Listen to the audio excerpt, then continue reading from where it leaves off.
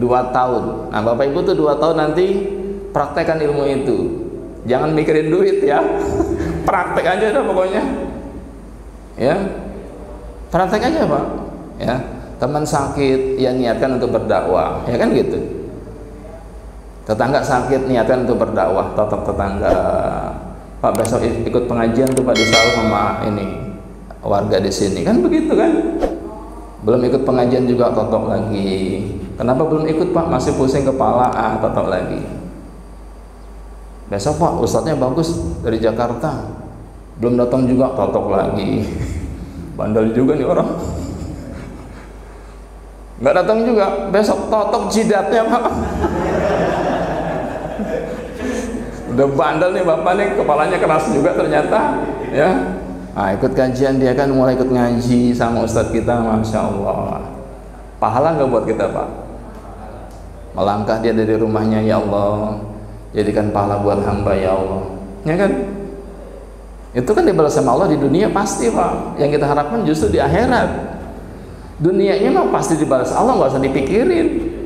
Bapak nolong orang berdakwah pasti dibalas oleh Allah nggak di dunia? Pasti. Yang kita khawatirkan justru di akhirat, ikhlas nggak saya ya Allah, kan gitu kan? Itu yang berat Pak. Yang di akhirat itu. Dunianya Bapak yakin nolong orang, saya yakin Bapak pasti dibalas oleh Allah, betul nggak? Yakin kita, ya. Jadi yang pertama tadi niatan untuk berdakwah. Yang kedua niatkan menolong orang. Tolong orang saja Pak, nggak usah pikirin uang. Tolong orang saja, nggak usah pikirin duit. Tolong orang saja. 2 tahun tuh Bapak Ibu tolong orang 2 tahun saja, insya Allah selama 2 tahun untuk tetangga yang sakit, selama 2 tahun tolong teman yang sakit, selama 2 tahun tolong mungkin itu saudara kita yang sakit, udah nggak pernah mikirin dapat uang. Maka saya yakin tahun ketiga Allah mudahkan rezeki Bapak Ibu. Nggak sampai tahun ketiga Bu, itu anak buah saya di Kalimantan. Alhamdulillah Ustadz, yang Ustadz bilang saya sudah sampai ke Martapura, dari Kalimantan Selatan Batu Licin sudah dia nolong orang dari desa ke desa Pak, kecamatan-kecamatan sampai Martapura. Guru sekumpul di Martapura itu jemaahnya sudah beliau totok. Ustadz bisa nggak gambar desain musolah, desain masjid? Saya dapat lahan 900 meter dari pasien saya. Subhanallah. Telepon lagi, terima kasih Ustadz ilmunya, kenapa? Saya dapat lahan sawit 40 hektar dari pasien saya. Subhanallah. Balasan Allah lebih istimewa tidak Pak? Balasan Allah istimewa tidak Bu? Balasan Allah pasti istimewa. Ya, 40 hektar sawit Pak. Subhanallah. Ya, dia jual mobilnya untuk ngerawat sawit itu. Kalau nanti sudah mulai berbuah sawit ya saya nggak lupa Ustadz. Subhanallah. Saya bilang kalau lupa juga awas ya. Udahlah itu mah rezeki dari Allah Pak, nggak usah dipikirin. Yang penting niatkan untuk menolong orang. Jangan kejar-kejar rezeki. Kenapa? Nggak mungkin, susah kejar rezeki, ya kan?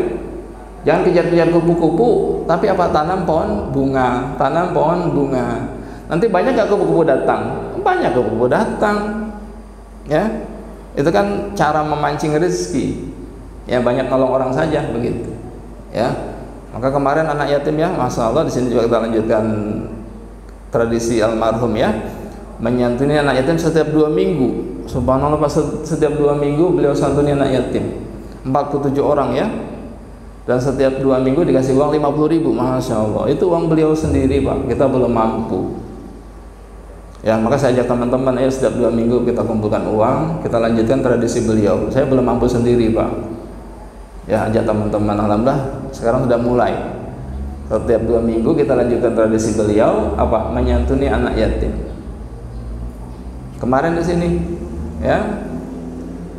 Berikutnya dakwahnya jalan. Anak yatim itu besok setiap Selasa, Senin, Rabu ngaji di saung 10 orang. Selasa Kamis ngaji di saung 10 orang.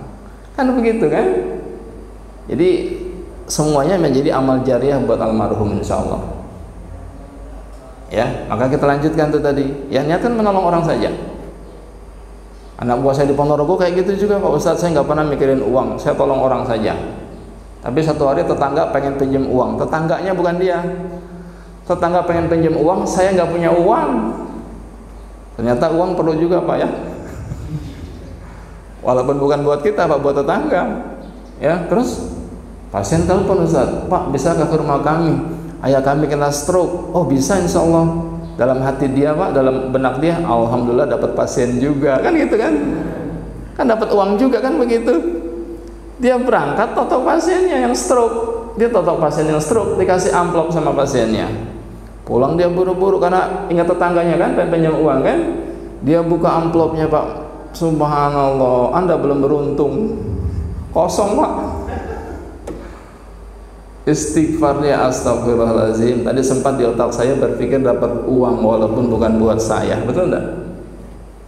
Istighfar lagi, astagfirullahaladzim. 3 hari kemudian anak pasiennya datang, ngasih amplop juga. Pak mohon maaf kemarin ayah kami salah kasih amplop. Oh begitu. Alhamdulillah Allah tidak lupa. Ya, dapat itu mah gak kemana-mana, ya kan?